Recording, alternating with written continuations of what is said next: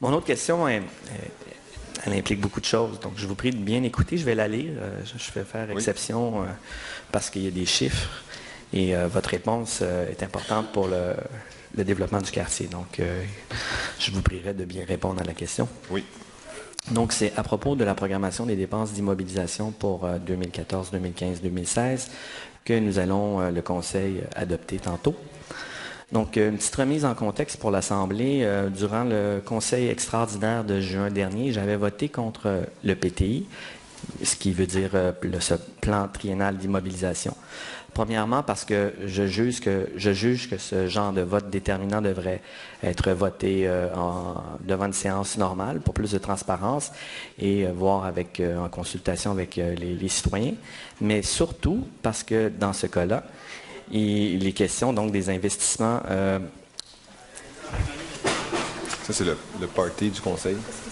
Oui, la question est importante. Oui, c'est la partie du fun du Conseil. Oui, bon, on va continuer entre nous comme d'habitude. Bon. Donc, parce que quand c'est un conseil extraordinaire, de toute façon, il n'y a pas le public, puis on a ce genre de discussion très intime.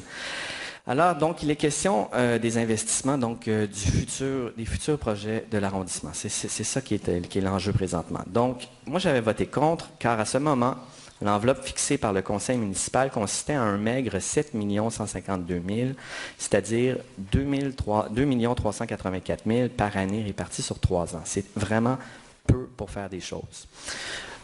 Heureusement, avec la nomination de Laurent Blanchard, maintenant, le comité exécutif nous permet encore une fois cette année de devancer, on dit la surprogrammation. Là. Donc,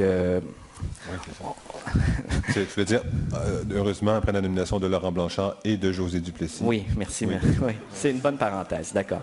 Donc, on va être capable, encore une fois, de surprogrammer. Voilà le résultat. Donc, je vais vous lire les chiffres. C'est quand même vraiment épeurant. Donc, le PT qu'on vote tantôt, c'est 4 784 000 pour, c'est la même enveloppe, là, mais pour 2014, 2 367 000 pour 2015 et 1 000 pour 2016. Donc, ma question, Monsieur le maire, est-ce que les projets terminés durant votre mandat ou en cours de travaux, essentiellement, on sait où, hypothèquent le développement des prochains projets dans l'ensemble de l'arrondissement? Comment pouvons-nous augmenter nos capacités d'investissement, surtout? Il faut faire un débat là-dessus, hein, la sous-dotation, ça n'a pas de sens. Et l'année prochaine, si la Ville-Centre essaye encore une fois de nous empêcher de surprogrammer, serons-nous obligés de voter une taxe d'arrondissement pour simplement investir normalement comme dans les années précédentes? Bref, je vous invite à défendre votre politique budgétaire parce que je m'inquiète beaucoup pour l'avenir.